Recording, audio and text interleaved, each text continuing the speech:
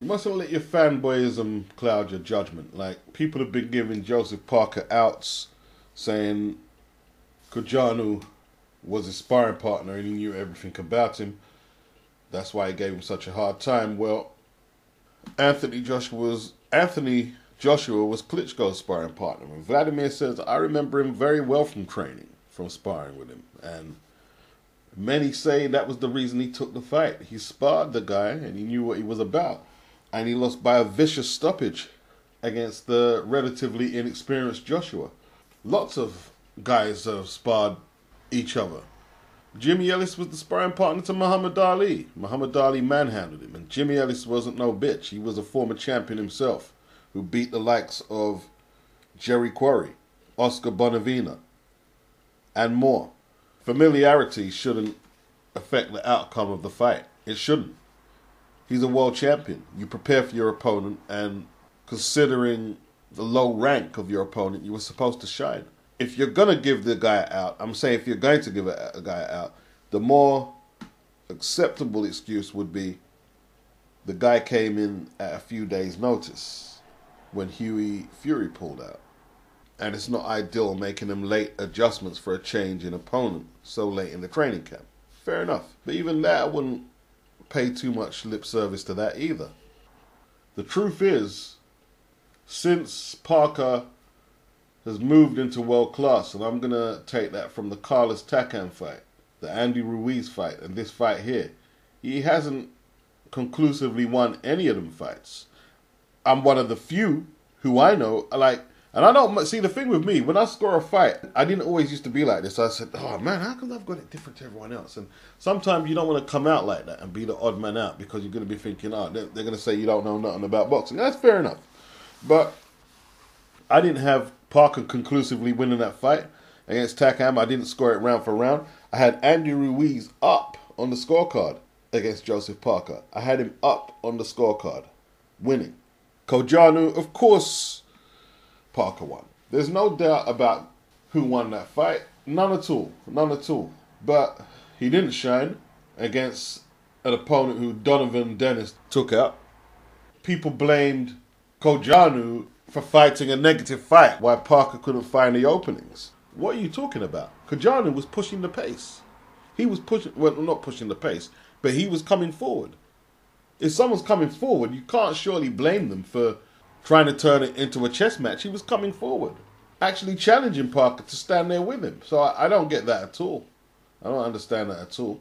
They've got Kojanu marked down as a 6'7.5" heavyweight. He didn't look that big, but he is a big dude. He's a big unit, a big lump of a dude. But it's not a total disaster for Joseph Parker. It's kind of hard to believe there's been 2 heavyweight contests, title contests, in the past few weeks. Parker did well to move for his combinations and get out. Got hit a few times, but they were pushing punches more than shoulder punches. And the guy obviously wasn't in shape to throw a whole load of leather. Didn't have much power. Didn't offer much in terms of offense or footwork to give Parker a real mental and physical test. And you have to wonder, man, like, where was the concentrated body attack to break the guy down and take him out? He should have been knocked out, in my opinion. If I'm going to be highly critical, winning the fight is job one, and he done that. But if we're going to rate him against the other champions and contenders, well, this is real talk. If I'm going to be honest with you, Joseph Parker makes barely good sparring for Vladimir Klitschko. Makes barely good sparring for AJ. He can give them good speed work. That's how I see it at the moment. The 2 champions, the 2 young champions performed in the last 2 weeks. Joshua performed. He has a target on his back now. And equally, Parker has one on his back. But they have them for 2 different reasons. They have a target now on Joshua's back because it is extremely lucrative. It's one of the most lucrative paydays in the game. That's why a lot of people want to fight Joshua, plus he has the 2 belts. Also, he scored a knockout victory over the opponent that Tyson Fury was taking the distance by. People love knockouts. That's maybe one of the most important heavyweight results in recent history in the last 10, 11 years, aside from Tyson Fury's victory. That's why they want AJ. Cash cow. 18 fights, 18 knockouts. They want to fight Parker like Dillian Whyte because they're thinking, oh, I can do this. And Tony Bellew is thinking, oh, I can do this. Now, don't get me wrong. I think Parker is work for Dillian and Bellew.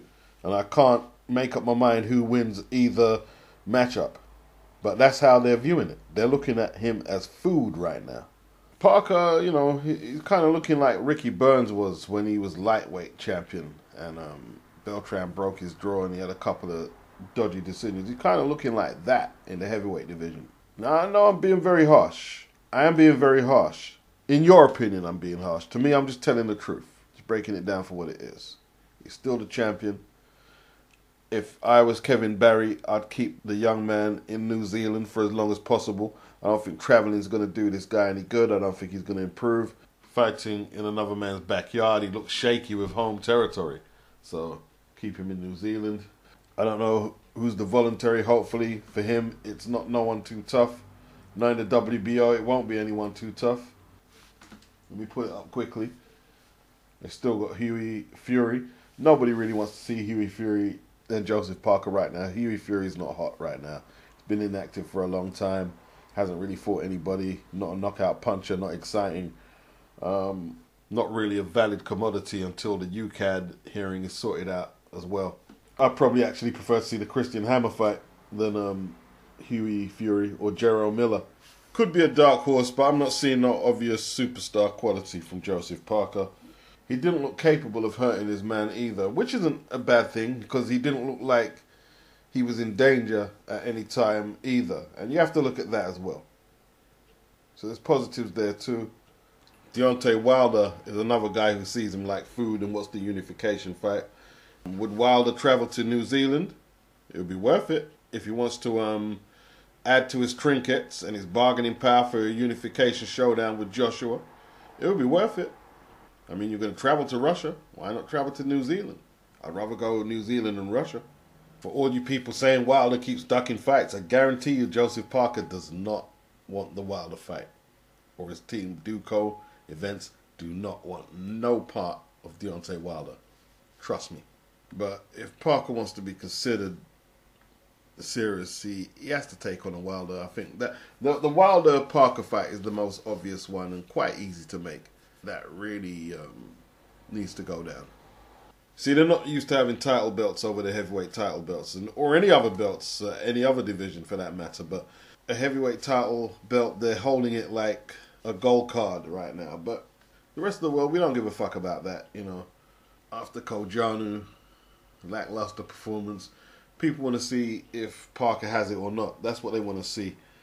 I think they should make Wilder an offer in New Zealand, have a big showdown, and perhaps he could use his foot speed to give Wilder some problems. Perhaps. Who knows? I don't think Kevin Barry has the expertise himself. What else has he done in world boxing, Kevin Barry, apart from getting knocked out by Holyfield on the break and make his name off that? That was in the 84 Olympics, for those who don't know. I remember it well. In all truth, why should Wilder go to New Zealand as well? Maybe get a bad decision if it does go the distance. I would suggest that a fight like that would be good in neutral territory. England, can have that in England. Eddie Hearn would love to put that on, or Frank Warren. They'd love to put a matchup like that on. It'd be lucrative for both of them.